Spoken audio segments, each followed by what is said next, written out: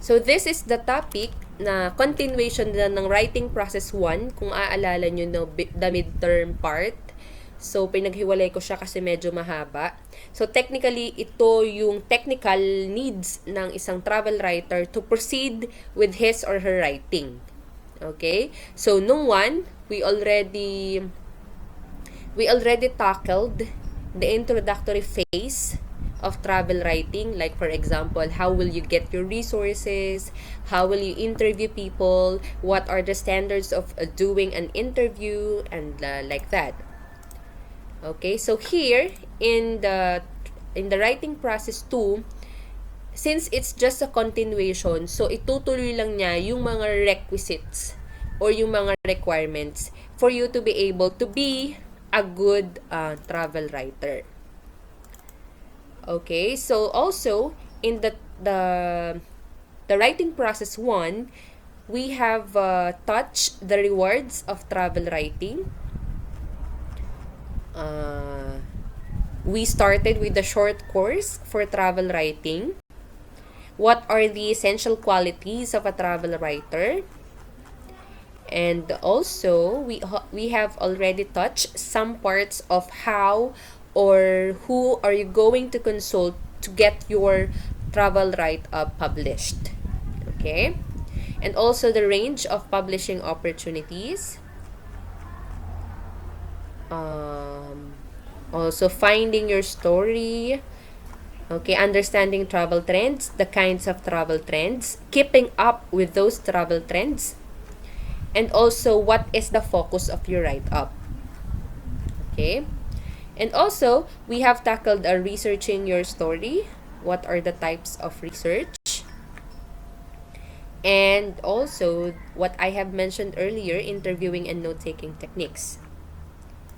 Okay? Now, here is the writing process 2.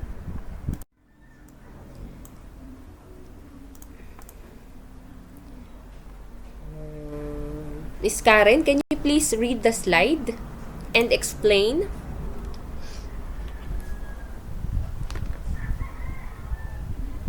Karen?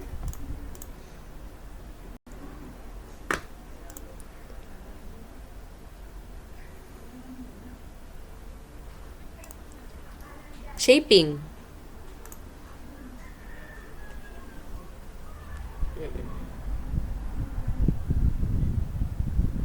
Yeah. Yes, pakinig ko. Hindi mo ako pakinig? Hello, Karen? Hindi mo ako pakinig?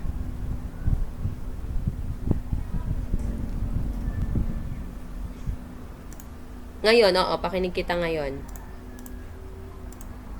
Nag-start ka na ba bumasa?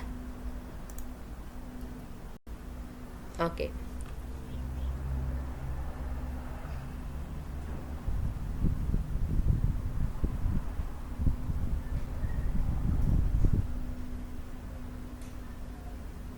Ay, late. Okay. Late nga.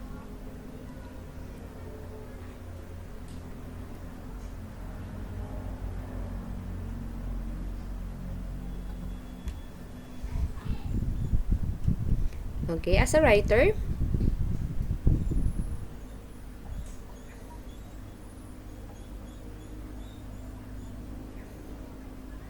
hello? Naku. Karen, medyo late yung ano mo, yung iyong boses or maybe the signal. Shane, can you read the screen? Can you see the screen? Can you read? And please explain or share your thoughts.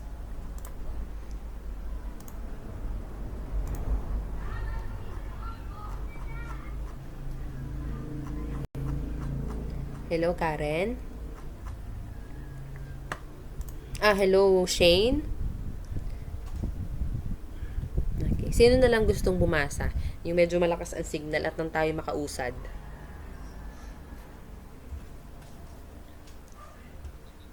Okay, Verhel, go.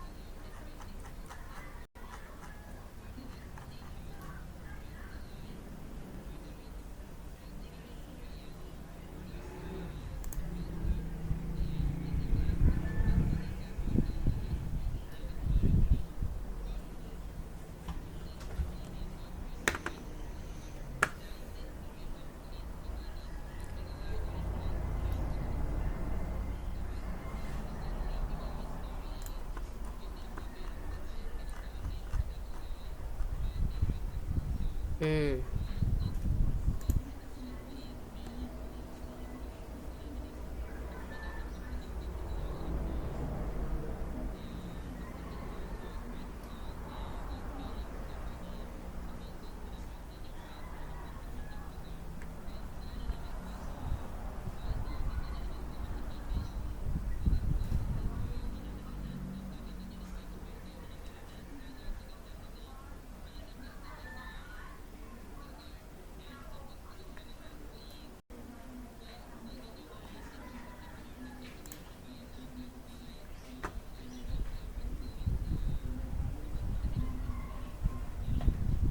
Okay, thank you so much. So again, that's why I'm encouraging you to write your reflection essay, right? Because although your reflection essay, it says more of a different travel write-up, right? Kasi nagre-reflect ka lang. You are not writing your own. You're just basing your write-up or your reflection from something that you have read. But it's really a good help, a great help sa inyo to really organize your ideas because you're really following a specific pattern. 'Di ba? For example, in paragraph 1, 'di ba? Ito lang yung ilalagay mo because that's the rule. Like what have Verhel said, sabi niya, sa introduction daw, it should be catchy, right? It should it should set the mode or it should set the mood of your reader. Like for example, in the slide na binasa niya, sa beginning daw, dapat dun mo bubuksan yung theme ng write-up mo. Yung theme ba ng write-up mo is something funny? Or something more of a personal experience? Something more of like you're using someone as your subject or you're using the destination itself as your subject. So yung introduction mo that will give an overview kung ano yung sinusulat mo or kung ano pa yung kasunod. For example, in the middle, 'di ba? That would support your beginning. And in the end, even though that's a closure of your write-up, but it should come back to where you have started, which is the beginning of your travel write-up. Okay? So do you have any questions so far? None? Okay, so hearing none, let's proceed with the second.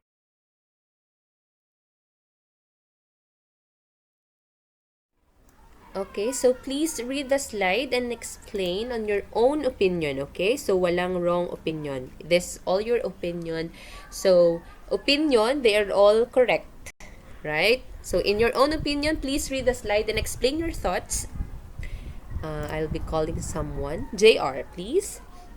Can you see the slide? JR Ungkay? Are you there? Are you still there?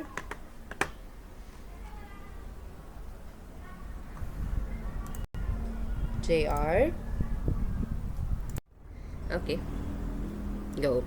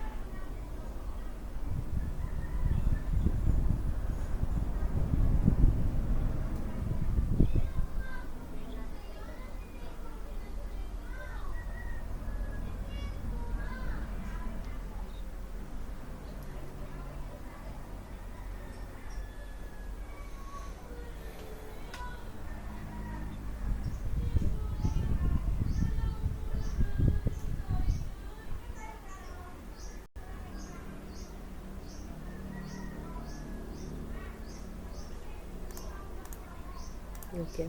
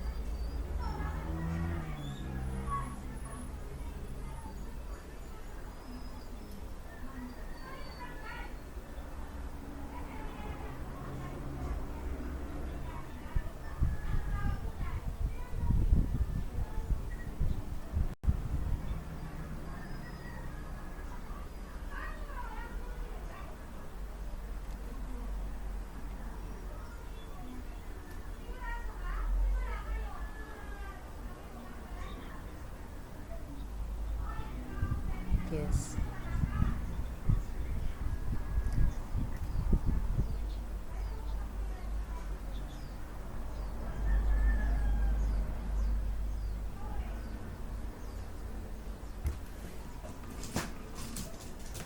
Okay, so thank you so much, Jerome. PJ, thank you. So, that's a very comprehensive explanation. So, tama yung sinabi niya. Compelling start. It should be compelling. It should be captivating. It should say, like for example, your beginning should says it all.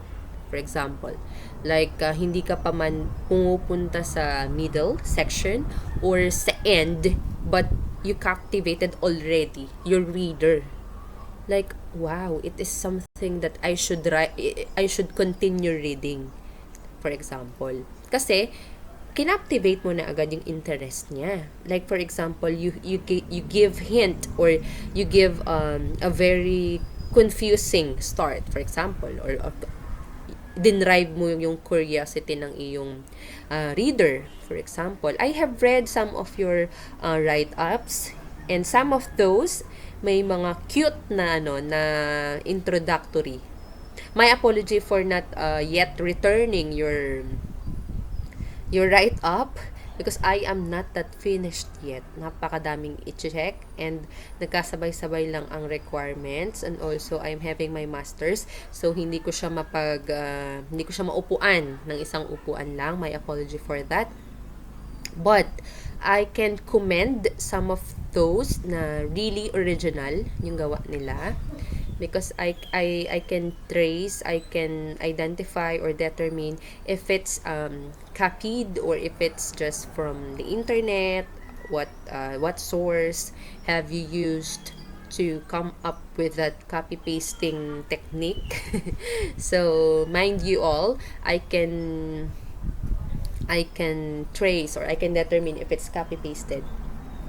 Okay, but there are some of you, I am so proud to say that even though you have like for example, you're lacking on some of the points, for example the grammar points, the a bit of creativity, but still it's your original work. So it's something from you that you should be proud of. Okay, I will not be mentioning names, but nakatatak yan sa aking isip, saka nakatatak yan sa inyong records. I am so proud of those na hindi nag-copy-paste, and talagang pinag-isipan nila yung kanilang write-up. Even though hindi pa siya ganun ka-hinog, like for example, may mga needs for improvement pa siya, but still, it's original. It's an original work. Okay? So, thank you, PJ, for your explanation. So here, each of the beginnings successfully draws the reader into the story and induces them to keep reading. Okay, like what we have said earlier, because they are intrigued by the possibilities and want to know what happens next. Okay, what will happen? For example, ito yung inumpisahan niya. Paano niya kaya ito tatapusin? Like that. So, if you will go through the PDF file that I have uploaded in your G-class, you will see their samples. Okay, you will see their samples of the beginning, of the middle section, and the closure part. Okay, so what beginning will work best for you? Think about where you want the reader to be at the start of your story. How do you want your tale to unfold? What is the main point of your story? What's the best way to get that point across? Okay, so some of you have included like question part on the start of your write-up. That's very good too, because if you are asking question, it requires you to answer it also. So maybe your goal is to put your answers through your personal essay, or through your pagkukwento in your middle and the last part. So it's a good point. Also, some of you have included sayings. Okay, that's good too, because meaning like internationally acclaimed, internationally applicable yung napili mong saying. So maybe yun yung purpose mo to move around that saying para mag-focus ka dun sa saying na yun, and then you will have to elaborate. So that's good point too. But remember, if you will be putting saying, don't forget to put the name of whoever man na nagsalita nun, or kung hindi man tao, maybe the reference. Okay? Walang masama sa paglalagay ng reference. It's not our weakness to put the reference. Okay? Dahil kapag hindi nyo nilagay yung reference, that will bounce back negatively to you. Okay? You will be penalized, maybe. Or, di ba? It's not a good etiquette to put something that's not in your credit. Okay? So however you structure your beginning, remember that it is the doorway to your story, and that in the eyes of an overworked editor, it's also your calling card. So in the future, if one of you, like for example PJ, if he is interested to pursue in the field of travel writing, he can. And through his work, through his beginning, like for example, yung beginning mo would be the doorway, for example. Diba? Sabi nga, doorway yan. Yan yung pinaka magbubukas ng opportunity sa'yo. Hindi pa man nababasa the middle and the last section, but through your beginning, ano na siya, parang ano na siya, pass mo, right? Ticket mo siya para maging panlaban mo for you to attract editors. Okay? Kasi nga, sabi nga, ang mga editors daw, hindi napakadami ang oras nila. They are always running out of time. They are always busy. They are always busy checking. And if in the beginning, hindi mo sila ma-captivate, hindi mo makuha yung attention nila, then what for? Diba? How come na makuha mo yung attention nila during the middle and the last part kung sa beginning pa lang ay hindi mo na sila ma-captivate? Diba? So, it's important that you will write your very captivating, catchy beginning. It should not be just to write a start na hindi naman pala totoo, just to captivate someone or your reader or the editor. But it should be truthful. Kasi sa beginning, dyan ka magbe-base ng lahat ng isusulat mo throughout the end of your write-up. Okay? Many editors read hundreds of submissions a week. In effect, when they take your story in hand, they are looking for a reason to reject it as quickly as possible. If your beginning doesn't work, the editor will not read any further. Okay? That's why I'm saying, during the beginning pa lang, you have to make or you have to gumawa ka na agad ng eksena sa beginning pa lang. Okay? Most travel stories are structured by following either a thematic or narrative strategy. If your story is thematic, you will develop the middle section as an ascending succession of examples leading to your overriding point. If it's narrative, you will most likely develop the central section of your story as a chronological sequence of anecdotal incidents that embody and reveal the main points of your pieces. In stories that are organized along chronological narrative lines, the author will focus on selected moments in their travels to draw out the most important aspects of their tales. Along the way, we will often be presented with portraits of people, places, history, and culture, all interconnected in their unfolding of the author's experience and culminating in unexpected revelations and resolutions. The research done well is a moving and multi-layered travel tale.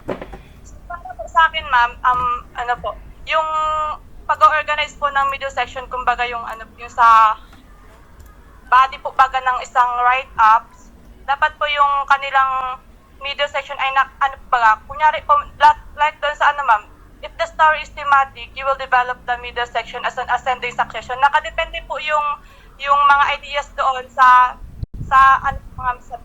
kunyari,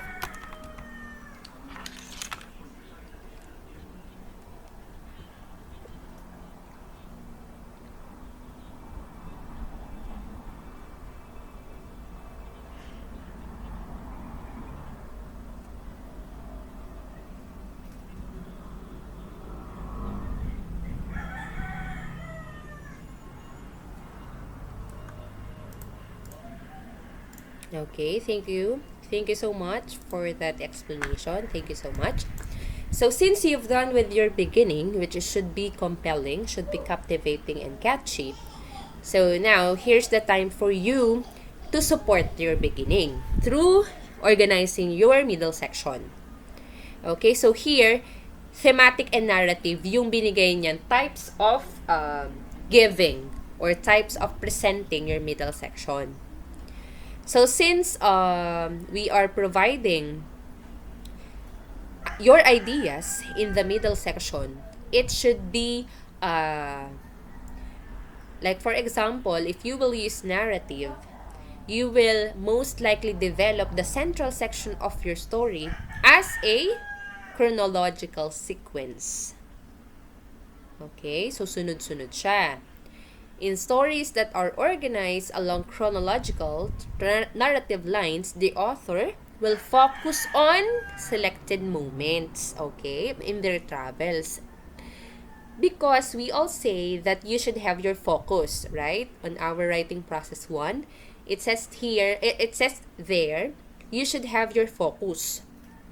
If you will just feature or if you will just focus your story with the food, then go with the food, right? If you will focus on the modes of transportation, then do or feature more on the modes of transportation. So here, dito din makikita, since you've started your beginning already, dapat dun pa lang alam na din kung saan ka ba pupunta, saan pupunta yung narrative mo. And in the middle section, since it's detailed na, dapat alam mo din kung paano siya pagsunod-sunod din in a very creative way which will support your beginning. Okay? Okay, so let's have the building blocks. Mar, can you please read and explain? Mar Sotero. Mar, are you there?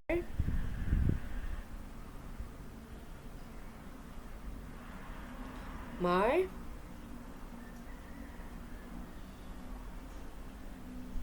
Mar? Hello, Mar?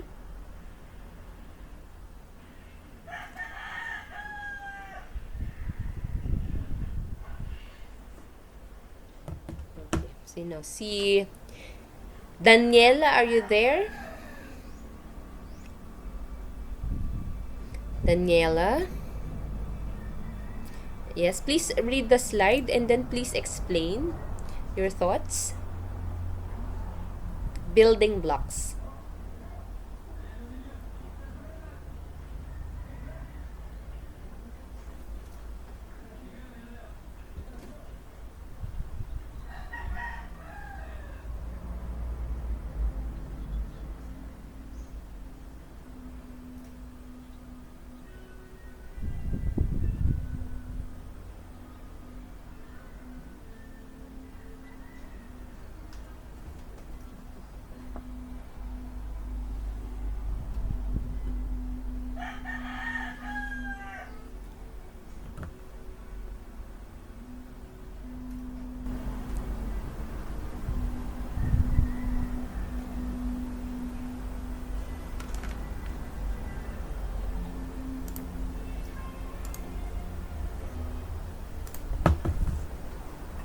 Okay, thank you. Thank you. Go. Can you see the screen? Okay.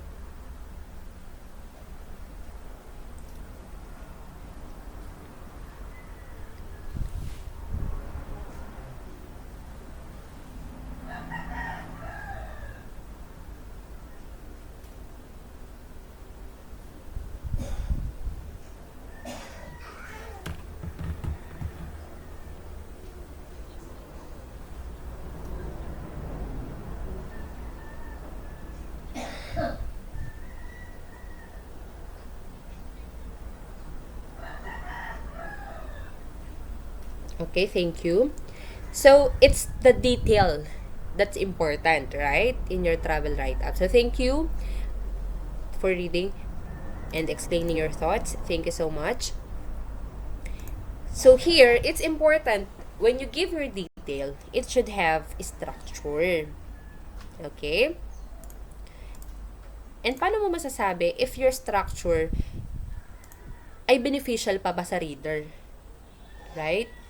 Because not everything that you go through during your travel have to be written. Right? We already touched that. Hindi naman kailangan lahat ng naranasan mo ay isusulat mo. 'Di ba nga, you have your focus. Finding your focus. If you find your focus na, no need to write pa dun sa mga additionals na hindi nakarelated dun sa focus mo. Okay? So if you have come up dun sa gusto mong pagtuunan ng writing mo, dun ka nagagawa ng structure. Okay? Kasi if you like write everything na hindi na magkaka-connect, wala nang structure, you will lose the attention of your reader. Mawawala yung appetite nilang magbasa. Kasi ba't ganito tong write-up niya? He started this way, and then in the middle that way, and then the end, it's somewhere very far from everything that he has stated during the last two parts. Diba? You will lose the appetite of your reader. Diba? For example, you have read a compelling start. Na-catch mo na yung attention ng reader mo or ng travel editor, ng editor ng isang company, for example, publishing company. Nakuha mo na. And then after, in the middle section, you supported everything. Okay yung mga pinaglalagay mo. But then, may naisip ka, right? For example, this sounds interesting to me. Nagpunta ako kunyari, ang write-up mo is about traveling to Palawan in the underground river, for example. And then, what you want to focus on writing is about your experience in yung mismong pagdaan mo dun sa underground river. 'Di ba? Kasi ang pagdadaan ka dun, you will ride on a boat, you will be having your tour guide with you.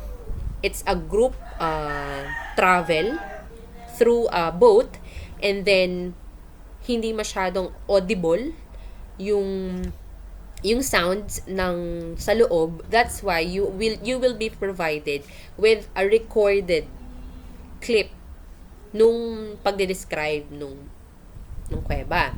So you want to focus on that. That's your focus.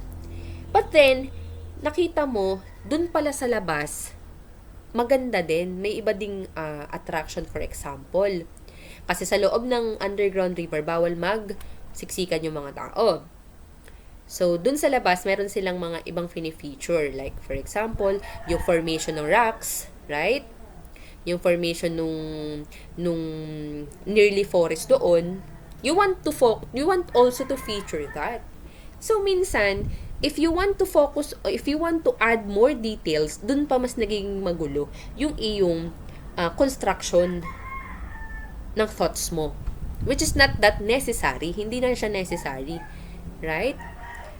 In doing your travel writing, it's not important that you will be decorative in your writing.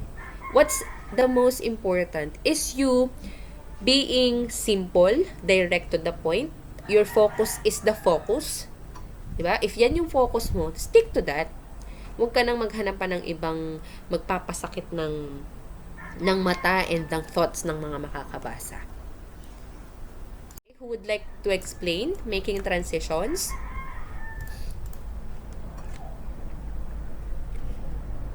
Christine Agustino. Christine, can you please read and share your thoughts? Christine Agustino. We can't hear you. Pero naka-open naman yung mic mo. Yes. Can you see the slide? Making transitions. Okay, thank you.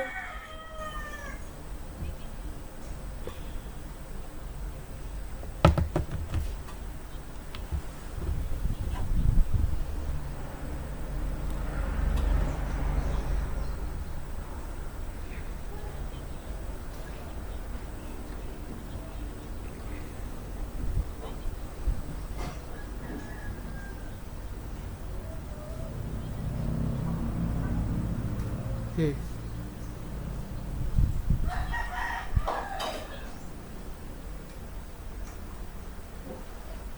Okay.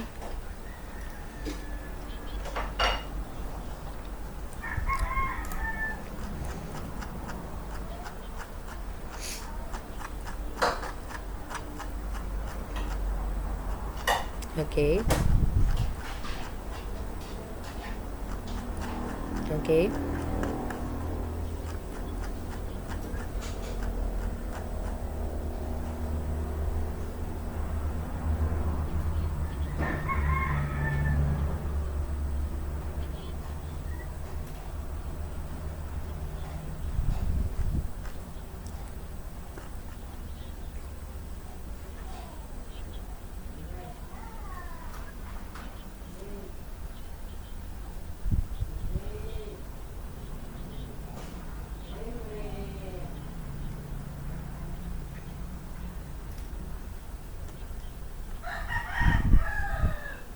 Okay. So, it's true, partly correct. Because what you have said, thank you, thank you. Transitions kasi, yan yung parang bridge siya from the, like for example, you're making your sentence or your paragraph. You want to end your first paragraph, for example. Paano ka ba magre-relate? Paano mo siya i-end na i-connect mo siya dun sa second paragraph? Naka-record ba ako? Okay. Ganun siya. Ganun yung transition. You've said some of the linking words. I think those words are preposition. What are those words? Who can help me? What are those words? Ano nga tawag sa part of speech ng mga nevertheless? PJ, can you share? Can you help me? Ano nga ang tawag? Mga nevertheless, like for example, yun, conjunction. So, hindi siya, yes, thank you. So, thank you so much, PJ. Those words, siya ay, parang ano lang siya, modifiers. Hindi siya ganun ka-importante. Meron man siya o mapawala siya sa sentence, hindi magbabago ang meaning ng sentence. Diba? Kasi, ano lang siya, parang, for example, it adds meaning, but it never reduces the meaning. Right? For example, furthermore, in addition, like that. Kahit wala siya dun sa sentence, yung sentence ay buo pa din ang thoughts. But, ginagamit siya to add or to strengthen the meaning of the sentences. Right? But hindi siya yung center ng transition natin. Ang transition kasi, like for example, in paragraph 1, you have stated the beauty of Tagaytay, for example. You've been to Tagaytay, and then, in your trip, dun sa mismong travel mo, nagpunta ka din, for example, sa Nasugbu. Diba? Magkakalapit na siya. So, nagustuhan mo na pumunta sa Nasugbu. Diba? Konting liko na lang yon, Nasugbu na. And then, dun sa Nasugbu, diba dun yung Calleruega, like that. That's a church. So, pagpunta mo dun, nagustuhan mo yung place. Mas nagustuhan mo siya kaysa sa Tagaytay. But then, in your travel write-up, you want to feature both. Right? So, in your first paragraph that you have featured Tagaytay, like for example, you've said that to enjoy the beauty and the cool weather in Tagaytay, I have decided to roam around the nearby cities or municipalities to enjoy, to get away from the cool weather that Tagaytay can offer, for example. And then, like for example, and then 30 minutes away from Tagaytay, I have found this place, the municipality of Nasugbu. Like that. So, your transition there is yung sentence na, because I want to get away from the cool weather that Tagaytay can offer, I decided to find a place that will still accommodate me, which is really nearby municipality. So, from Tagaytay, you made your travel write-up transitioning through like sets of words through one sentence, and then you feature nasugbu. Like that. And your nasugbu part is the second paragraph already. It's just that you have to connect your first paragraph to the second paragraph. Because without transition, maguguluhan ang reader mo. Mawawala na, hindi na makakasunod. 'Di ba? Have you experienced before when you're reading something na parang na-feel nyo na, ba't kanina ito yung sinasabi niya, tapos gayon ito na? 'Di ba? Can you share something, your ideas, or may experience ba kayong ganon? Kahit sa mga pinapanood nating movies or sa mga newspaper articles, or for example sa inyong mga have you experienced reading a case study or like that? Do you have something like mga ganong experience na ngayon nagbabasa ka, maayos, ang ganda ng pagkakadetalye, yung construction of ideas ay napakasunod-sunod and everything was in place. But after reading that part, napunta na siya sa ibang idea. Di ba may ganun sa mga libro? Nawalan ng kuryente. Okay, wala tayo magagawa sa kuryente. Okay, can you share something about that, about transitioning? May mga ganun ba kayong experience? Okay, so maybe none. So yung ganon. So it is important that you make your transition. You have to make your transition. And your transition should be something creative. Yung hindi din ma-obvious, hindi din mahahalata na ikaw pala ay pupunta na sa ibang topic. Okay? So without transition, the reader would fall into incomprehensibility. 'Di ba? Hindi na yun maiintindihan ng reader mo. Kasi nawala ka na dun sa main focus mo. Nawala ka na nga sa main focus mo, hindi ka pa nagawa ng tulay para pumunta sa another focus. Diba? That's why you have to make, it is important that you will make transitions. Creative transitions. Okay, so transitions from one paragraph to another usually pick up a detail, image, or theme from the last sentence in the preceding paragraph. In a chronological description, the sequential rush of events, it generally provides its own transitions, but when you leap from one event to another, you need to make sure that the reader leaps with you. Occasionally, you will find that there is no appropriate transition at a particular place in a story.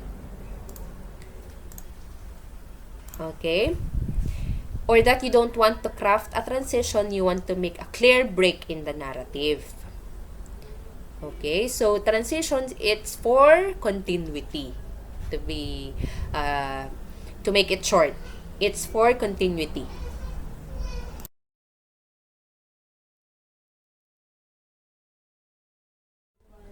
Okay, so here we have achieving narrative closure. So we're done with your compelling start, we're done with the middle section. Let's have the narrative closure. The end of your article needs to do 3 intricately related things. Bring the focus of your piece to a satisfying conclusion, tie the story back to its beginning, and deliver the reader back to the world. Okay? Diba ang gandang pakinggan nung purpose ng narrative closure? Dapat daw, if you will make your closure, it should be satisfying. Yes, that's one. It should tie your story back to the beginning. Diba? Dun ka pa rin mag-uumpisa sa beginning mo. That's why it is very important that your beginning is something na will provide you with all of the ideas, will provide the reader with all the ideas, since it's captivating, so you can always relate the middle, the end, to your beginning. Okay, so dapat laging yung ending nyo ay may connection parate sa inyong beginning. Right? So, for example, you have started with a question, and then maybe you can make a creative answer to that question in your closure, in your end part. Right? For example, in your beginning, you've said,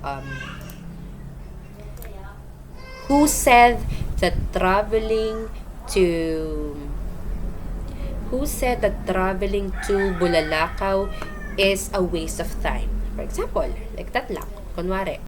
And then, in your end, o, diba, in your middle, for example, nag-travel ka nga sa Bulalakaw, and then in the middle, you've provided all of the things, all of those na finisit mo, naranasan mo and all. And then in the end, you will answer that question. So maybe you can say, going back to our to the question in our first in the beginning part, I can say personally that going to Bulalakaw or being in the place of ano bang tagline ng Bulalakaw, like hidden beauty, like that, diba ganun yung minamarket nila, that even though they're far, they have something to be proud of, they have something to promote, their hidden beauty na hindi pa siya natatouch, like Virgin Island or virgin pa yung kanilang tourism kasi hindi pa siya well known, but meron pala siyang tinatago, diba? Si Bulalakaw, meron pala siyang white beach, diba? Who would know that the farthest municipality in the south has something to be proud of, like yung mga beach nila, like that. So you can focus on those. On your end, you can say that I can say personally that traveling to Bulalakaw is such a memorable experience. Okay, it opened me to different doors. For example, of realization that even though it is a late boomer, diba? Late boomer siya kasi may mga nauna na sa kanya pa, like Puerto and all. May mga nauna na sa kanyang destination, but then humahabol siya, diba? So you can make realization dun sa end, which is connected to your beginning. Okay, so that's achieving a very comprehensive, a very creative narrative closure. Okay? Okay, so we are done with the parts of the write-up. So these are additional tips on how to make your travel writing, paano nyo ibibenta yung travel writing nyo. So can you please read, Marjon? Since naka-open naman yung cam mo, can you please read the slide? Can you see the slide? Marjon, are you there? Wag ka nang ano dyan. I-open mo na yung mic ko and can you read and share your thoughts? So this is bringing your story to life through writing dialogue. Okay, please read.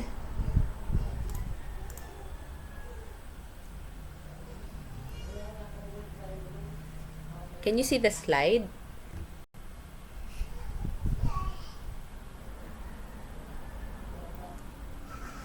Okay. Bilisan lang natin at baka mawalan din ng kuryente.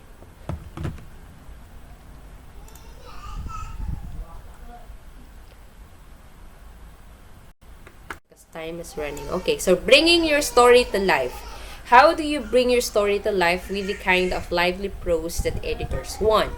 Here are some of the most important tools and principles. So one of the important tools to bring your story to life is through writing dialogue.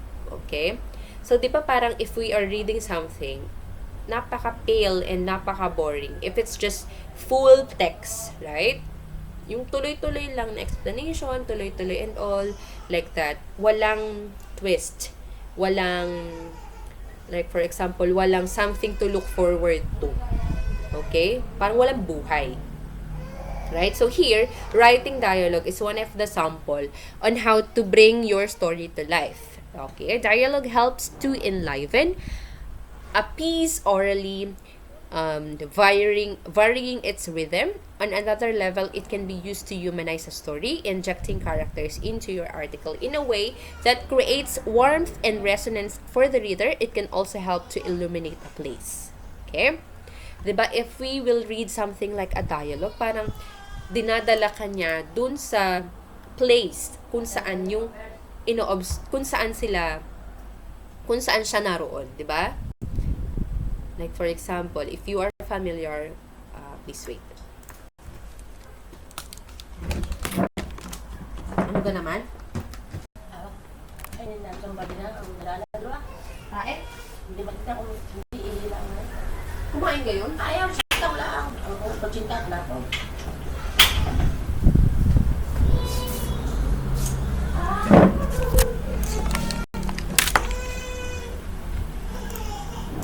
Okay, Marjon, can you turn off your or unmute your your audio?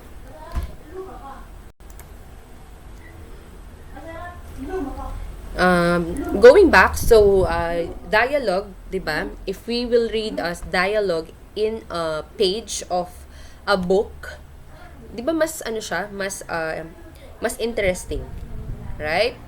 Because something like you would understand the story even though hindi siya narratively sinasabi, but through dialogue it feels like you are also there in the story. Nandun ka, ang kasama ka, kausap ka nila. Yun yung importance ng writing dialogue in your piece. Okay, we'll be having sample. So writing dialogue gives a piece of human context and contact. It can also help supply critical information in a non-textbook way. 'Di ba? Kasi nga kapag puro text siya, boring. And hindi siya catchy. For example, a local resident or museum can enter the story to reveal the history of the town or the special qualities of the painting on display. And dialogue can introduce human quirks, turns of phrase, colloquialisms, and patterns of speech that help warm a story as well. The key is to use dialogue sparingly, keeping it crisp and authentic. So that's the goal of having or including dialogue in your write-up. For authenticity, 'di ba? Dialogue, since we have 'di ba, we tackled about interviewing people, outsourcing your information through a person, 'di ba? We have also touched those techniques in interviewing people. You can include those, but you have to make credits, right? So, sa dialogue also, dun mo din makikita yung pagiging natural nung scene, 'di ba? Kung ano yung ginagamit nila doon na words, yung mga choice of words nila, for example, pero may ibang meaning, 'di ba? With how they convey their message through how they talk. Okay, so writing dialogue should never be invented, okay, to suit your purpose. If you are altering reality in any way, compressing sentences spoken by 3 different people at 3 different times into one cocktail party dialogue, for example, then you have to make it clear that you are doing so. It's perfectly acceptable to clean up the dialogue by removing repetitious pauses such as and but you must adhere carefully to the truth of what the person is saying. You must not distort their words or misrepresent their meaning. So it's one of the rules in recording, 'di ba? 'Di ba, we have touched the topic of interviewing people, of recording your conversation, for example. It is a bias on your part if you will do that.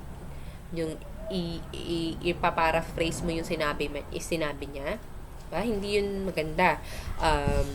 You ask for permission from that person to feature yung sinabi niya, pero hindi mo sinabi na ipaparaphrase mo, for example. So it's a no-no. Hindi siya pwede.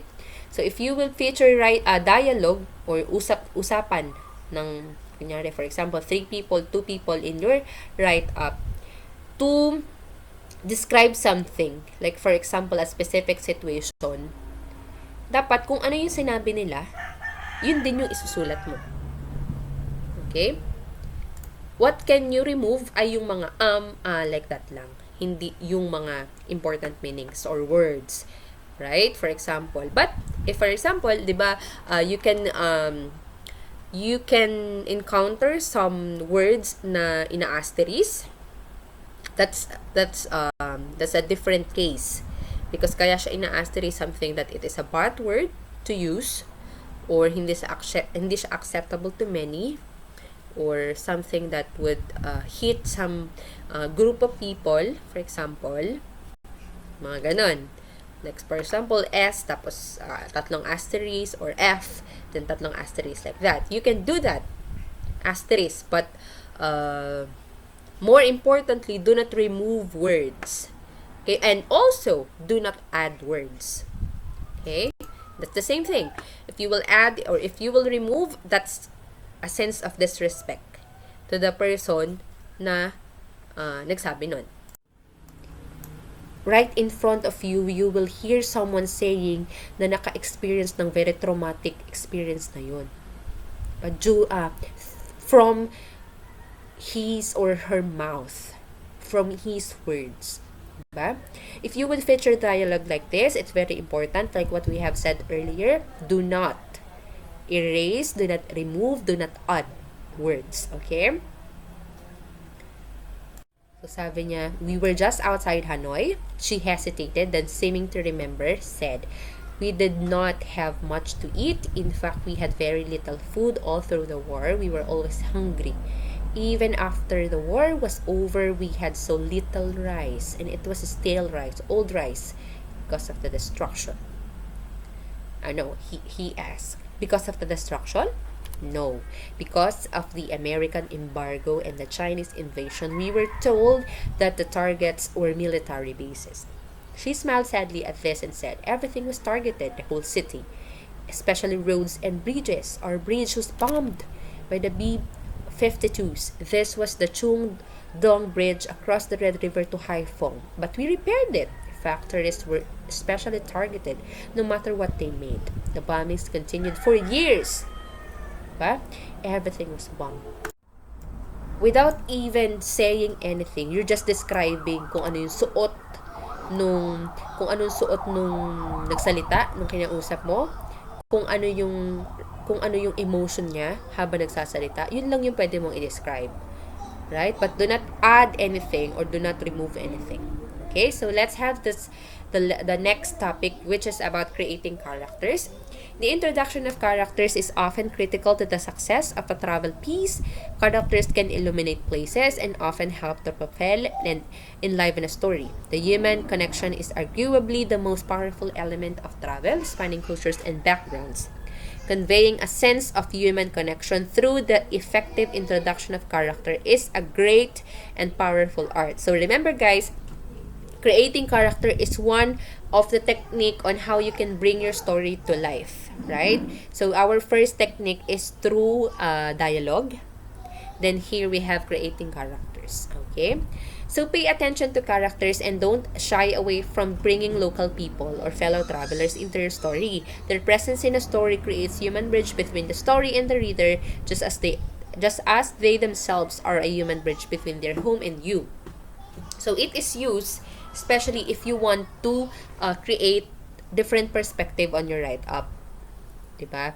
If you will be adding someone on your story, like for example, you will add your co-traveler, for example, or you will feature community people in your write-up, it's okay. Just to add more life, authenticity, more strength, diba? You will strengthen your write-up through these characters. You will make it more authentic. Okay? So here we have writing detail and anecdotes. Details hold the key to a good description and can be full of meaning, embodying the most important characteristics you want to convey. The more precise you can be in identifying and isolating the right details, and the more fully you can evoke those particular details in the reader's mind, the more powerful, compelling, and effective your description will be.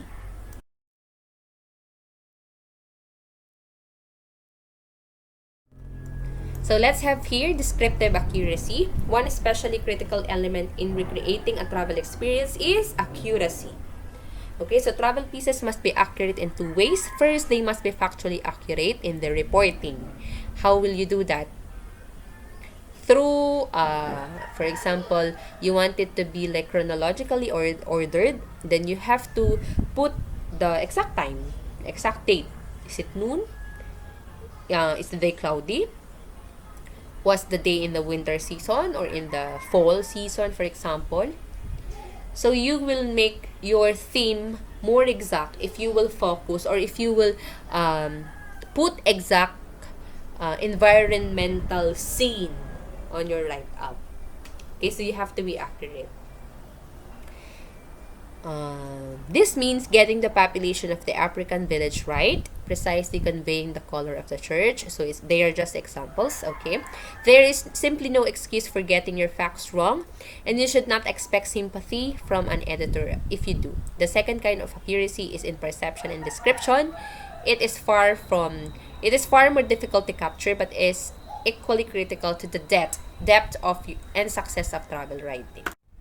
In using all your senses, di ba, we have 5 senses. So sometimes what we normally use are our eyes, di ba? That's the mirror of yourself to the outside world, di ba? What you see is what you get. So in using all your senses, you have to make use out of your capabilities of feeling. Not just through sight, not just through hearing, but sometimes kailangan mo din gamitin lahat ng senses mo. But the sense of feel, the sense of touch, you have to use it to make your experience more natural and more accurate. Okay? Because if you will use your all senses, you will be paying more attention to what is really happening. Okay? If you will use your taste buds, for example, because you want to focus on food, then it's not just the focus of your write-up, it's the decors of the area, or how the food looks like when it is served on your table. Okay, so you have to make the effective use of all your senses. So here, show, don't tell. Okay. If you've ever taken a creative writing class, you will have this maxim drilled in your head. Meaning, it's not important. Like for example, in the dialogue part, diba? Hindi talaga directly sinabi what happened. But it has been told indirectly, right? So here, you should not directly tell your readers that this happened, this happened, this happened. No. What you can do, you can put a creative type or a creative technique of showing what really happened. And one of those is yung pagpuput nga ng dialogue, making characters, right? You don't have to really tell whatever na nangyari, but you can show. Diba? That's why we have the next part, which is photography. Diba? As you can remember in your latest seminar or webinar in travel writing and photography, they have said the importance of taking good pictures to depict meanings, to show meanings, right? To convey meanings. And that's dun papasok the beauty of photography. Because sometimes wala ka pa man sinasabi that through pictures, although marami siyang pwedeng maging meaning, but still, you have a living proof.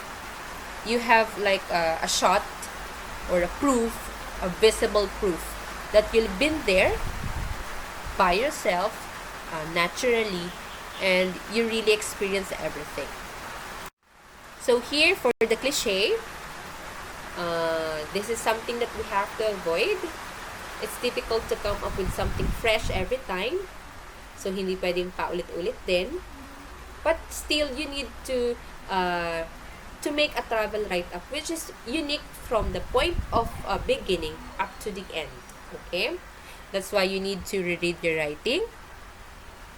Whenever you come to a phrase that sounds wooden, stop and ask yourself if there might be a better way of expressing what you want to say, one that more truly reflects your take on it. Okay? So, that's important. It's important that you have to write originally, but hindi din naman pwede na paulit-ulit. Okay, yung nasabi mo na before, you will say it today, especially if it's to be published. So, finding your own style. Here, we have 5 elements. First, your own voice. set your pace, make your words work hard, pay attention to verb tense, rewriting, and self-editing. So I'll just point what really captures me here. Number 4, pay attention to verb tense. Okay. So for the verb tense, who's here familiar with verb tenses? PJ, are you familiar with verb tenses? Are you still there? Are you familiar with verb tenses? Verb tenses. Yes. Okay. So that's correct. So yun yung verb tenses, right? So for example, 'di ba nagsulat ka ng travel write-up? And it's not advisable that you will use present tense. Okay, why? Because nakagaling ka na dun sa lugar. Your writing is from the past. You're writing from the past. Okay, so here, writing in the present tense has become something of a vogue recently, largely due to more immediate prose style that internet has encouraged and cultivated. Somehow, online feels like a present tense medium. That's correct, right? If you will browse online sites, 'di ba parang nangyari ngayon, pero hindi naman pala. Like way back ago na nangyari. But writing in the present tense can have its pitfalls. As a narrator, you can have no more sense of what's coming than your reader. You cannot possibly know what happened 2 days after the day you're describing, that you need to take particular care not to let that knowledge color your narrative in any way. Okay, if you are writing on the present tense, for example, you will use is, are, do, 'di ba? Yung mga ganung words. Hindi siya makatotohanan. Because really, you have traveled na before. Ano ka na lang, babalikan mo na lang yung memory na yon. So it's safe that you will use the past tense. Okay? Like for example, I have traveled, I had fun, it was a great start, it was a great travel, their food was great, the people the people I have lived with and I have talked with are very interesting, for example. So it's very critical in your part on the choice of tenses. So as my advice to you guys, if I will ask you to make more travel write-ups, use the past tense, right? It's safe. It's very safe. Because as you can remember, whatever that you will write on your write-up, that's all from the past. Okay? You are just remembering it. You are just trying to cope what have you experienced from that specific travel, and then you will post it now, or you will submit now, you will write it now, then it should be on the past tense. Okay, so writing in the past tense liberates you. Okay, it's really liberating. You can add more info, kahit paanong info yan you can add, kasi nga una pa lang ng pagsusulat mo is past tense na, right? If you will use lots of tenses, for example, in the beginning you will use present tense, and then in the middle you will use past tense, it's not advisable. Hindi siya pwede. So stick to the tense that you will use. Do you get it? Because in the past tense you already know what happened, and at the end of the trip, so in that sense, writing past tense is more of a natural choice. But really, it's up to you. Just be sure to be consistent in control of your choice. If you're not, the reader will get lost and your piece won't be published. Okay? So, yun yung importance ng choice of verb tenses. Okay? So, if you have clarifications about verb tenses, you can research it online. It's very readily available online. Diba? Yung mga past tense of different words. Okay? It's sense of also review to you. Okay, so that's all.